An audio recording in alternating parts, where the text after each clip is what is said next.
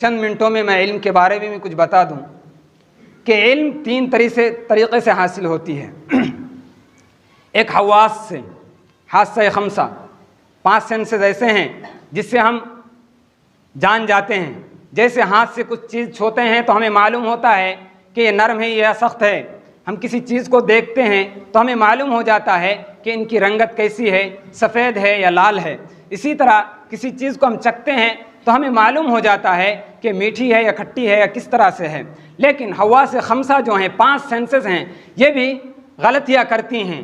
جس طرح سے آپ کو بخار ہو جائے، کوئی بھی میٹھی چیز آپ کھائیں آپ کو پھیکی لگیں گی، کیونکہ آپ کے حواس کام کرنا بند کر دیتے ہیں۔ آپ کو معلوم نہیں چلتا کہ یہ چیز صحیح میں خراب ہیں یا صحیح ہیں، لیکن دوسروں سے معلوم کریں تو آپ کو معلوم ہوگا کہ بخار کی وجہ سے آپ کے حواس کام نہیں کر رہے ہیں، لیکن یہ چیزیں صحیح ہیں۔ جب حواس کام کرنا بند کر دیں، جب حواس غلطیاں کریں، تو آپ کی عقل وہاں پہ رہنمائی کرتی ہیں۔ تب آپ کو عقل سے کام لینا ہوتا ہے، تب آپ عقل سے کام لیتے ہیں کہ مجھے بخار ہے جس کی وجہ سے یہ چیزیں پھیکی لگ رہی ہیں، لیکن اصل میں یہ چیزیں صحیح ہیں۔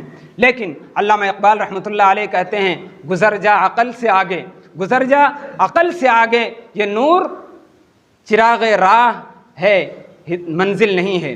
یعنی عقل بھی آپ کو منزل تک ہدایت نہیں کرتا، عقل بھی آپ کی رہنمائی منزل تک نہیں کرتی ہے، بلکہ صرف آپ کو راستہ دکھاتی ہے۔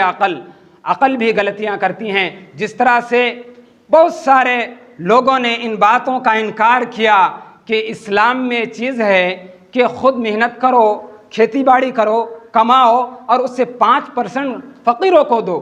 ہم کیوں فقیروں کو دیں؟ بہت سارے لوگوں نے عقل کا استعمال کیا اور اس بات کا انکار کیا کہ ہم زکوٰۃ نہیں دیں گے، ہم خود محنت کرتے ہیں، خود کھائیں گے، غریبوں کو نہیں دیں گے۔ لیکن جب عقل غلطیاں کرتی ہیں تو وحی الہی وہاں پہ رہنمائی کرتی ہے۔ وہاں جب وحی الہی کی تعلیم ہمارے پاس ہو تو ہم راہ نہیں بھٹکتے۔ پھر ہمیں معلوم ہوتا ہے کہ اسلام میں چیز جائز نہیں ہے کہ ہم ایسی بات کریں، زکوٰۃ کا انکار کریں۔ اگر زکوٰۃ کا انکار کریں گے تو ہم کافر بن جائیں گے، پھر وہ زکوٰۃ دیتا ہے۔ تو میرے کہنے کا مطلب یہ ہے کہ ہمارے پاس حواس خمسہ بھی ہیں، عقل بھی ہیں، لیکن کتاب وحی کا علم نہیں ہے۔ اس علم کو حاصل کرنے کی ضرورت ہے، اور یہ علم صرف مدرسوں سے، مسجدوں سے، اسکول سے حاصل ہونے والا نہیں ہے، بلکہ آپ اپنے گھر میں ماحول بنائیے، آپ اپنے گھروں میں تعلیم کا سلسلہ بنائیے۔ میں نے ایک خطبہ دیا تھا مکمل کہ اپنی اولاد کو کس طرح سے اپنے کنٹرول میں کیا جائے، یا اپنی اولاد کو کس طرح سے غلطیوں سے یا برباد ہونے سے بچایا جائے۔ اور اس میں نے بتایا تھا کہ آپ اپنی اولاد کی تربیت اس طرح سے کریں کہ ہر وقت وہ آپ کی نظروں کے سامنے ہونا چاہیے، ہر وقت ان کے اعمال کا حساب آپ کے سامنے ہونا چاہیے۔ آپ کو معلوم ہونا چاہیے کہ میرا بیٹا کس وقت کہاں جاتا ہے، میرا بیٹا کیا کرتا ہے، میری بیٹیاں کہاں جاتی ہیں، کیسے اعمال کر رہے ہیں۔ آپ کو یہ علم ہونا چاہیے۔ اگر یہ علم نہیں ہے تو ایک اچھے والد نہیں ہیں، اپنے والد ہونے کی ذمہ داری آپ پوری نہیں کر پا رہے ہیں۔ آپ ان کو دیکھیے کہ مغرب کے بعد کہاں جاتا ہے، کس سے ملتا ہے، کیسے دوست ہیں۔